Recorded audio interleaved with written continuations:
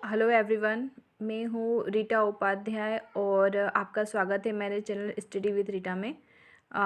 हम लोग एमपीपीएससी 2019 का जो अर्थशास्त्र है यानी इकोनॉमी उसका कोर्स कंप्लीट कर रहे हैं।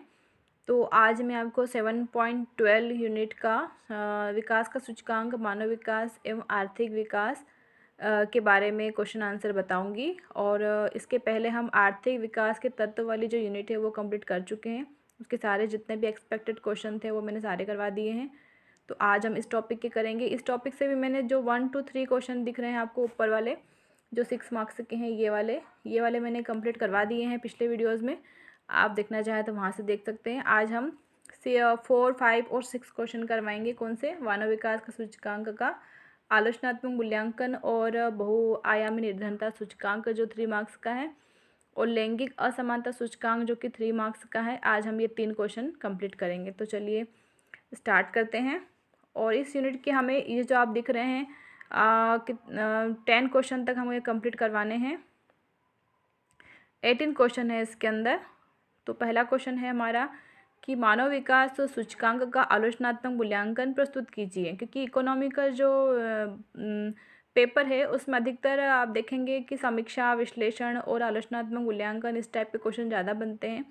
और ये मानव विकास के बारे में तो बहुत बार पूछा गया है, कभी 3 मार्क्स में, कभी 6 मार्क्स में। तो मैंने सोचा कि हो सकता है किसी दिन वो आलोचनात्मक मूल्यांकन भी आपसे पूछ ले, तो हमें भी इसे भी कंप्लीट करके चलना है। तो हम स्टार्ट करते हैं। और उसके पहले मैं आपसे एक निवेदन करना चाहूँगी कि अगर आपने अभी तक मेरे चैनल को सब्सक्राइब नहीं किया है तो आप प्लीज़ सब्सक्राइब कर लें। और अगर आपको ये थोड़ा सा भी अगर इस वीडियो से हेल्प मिलती हो तो आप इसे लाइक ज़रूर कर दें। और जो भी बच्चे सेल्फ स्टडी से अपना प्रिपरेशन कर रहे हैं और जिन्हें भी इस टाइम पर इसकी आवश्यकता है तो आप उन्हें सेंड ज़रूर कर दें। चलिए अब हम स्टार्ट करते हैं। मानव विकास सूचकांक का विकास, हमें इंट्रो बताना है। इंट्रो में हमें मानव विकास से सूचकांक से संबंधित कुछ बातें बतानी है। जैसे कि मानव विकास सूचकांक का विकास पाकिस्तानी अर्थशास्त्री महबूब उल हक व उनके सहयोगी अमर्त्य सेन ने किया था। इसके 3 आधारभूत आयाम हैं। कौन कौन से? शिक्षा, जीवन प्रत्याशा और जीवन स्तर। ठीक है, हमने इसके मानव विकास सूचकांक के बारे में इंट्रो में सब कुछ बता दिया है।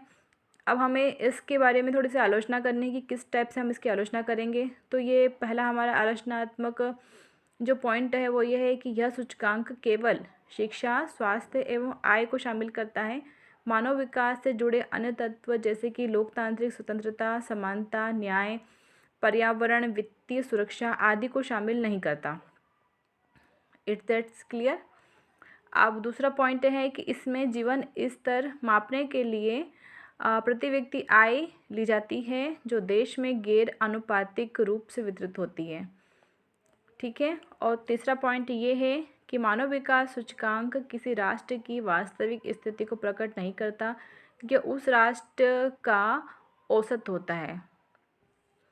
और आखिरी में ये 3 पॉइंट के आधार पर हमने इसकी आलोचना कर दी है। और आखिरी में कंक्लूज़न एक छोटा सा एंड करने के लिए हमें देना पड़ता है। तो मैंने लिखा है कि इस प्रकार मानव विकास सूचकांक में आवश्यक सुधार की आवश्यकता है। एंड कंक्लूज़न में आप हमेशा कोई उन्हें सजेशन के रूप में कुछ बता सकते हैं, अपने तरफ से सजेशन दे सकते हैं, या तो फिर कोई करंट की जो भी योजनाएं चल रही हैं उससे रिलेटेड करके आप दे सकते हैं, या तो फिर उसका इम्पोर्टेंस बता के आप एंड करें हमेशा, ताकि हमेशा पॉजिटिव आपका आंसर जाए उनके तरफ कि पॉजिटिव इसने कंक्लूज़न दिया है। हमें नेगेटिव कभी भी नहीं देना है आपको कंक्लूज़न, भले वो आलोचना पूछे या कुछ भी पूछे उस आपसे। फिर हम देखते हैं बहुआयामी निर्धनता सूचकांक। ये 3 मार्क्स में आने की संभावना हो सकती है, क्योंकि इस टॉपिक से अधिकतर 3 मार्क्स के ही क्वेश्चन बनते हैं जनरली। तो चलिए हम इसे कंप्लीट कर लेते हैं। 3 मार्क्स में 107 विकासशील देशों की बहुआयामी गरीबी मापने की अंतर्राष्ट्रीय प्रणाली है। ये मैंने इसका 6 मार्क्स का भी करवा दिया है, उसी में से आप देख लीजिएगा इसको पूरा डिटेल में अगर देखना चाहें तो। और दूसरा है कि रिपोर्ट के मुताबिक विश्व में, ये करंट के डाटा हमने इसमें डाल दिए हैं कि विश्व के में 1.3 बिलियन लोग बहुआयामी गरीबी से प्रभावित हैं।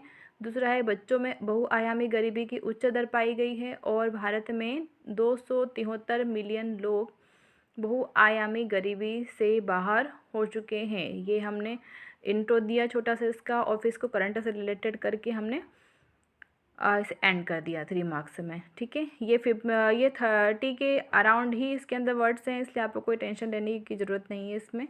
लैंगिक असमानता सूचकांक। लैंगिक असमानता सूचकांक क्या होता है कि इसकी शुरुआत जो है 2010 में यूएनडीपी की मानव विकास रिपोर्ट से की गई थी।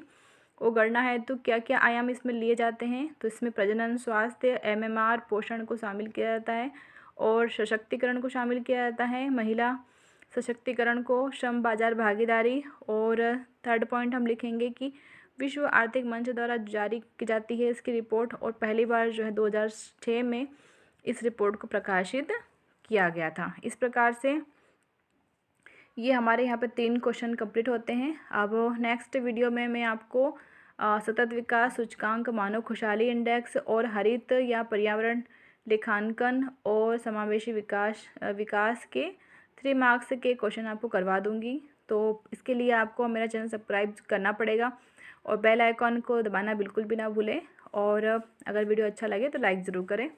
Thank you so much, bye bye.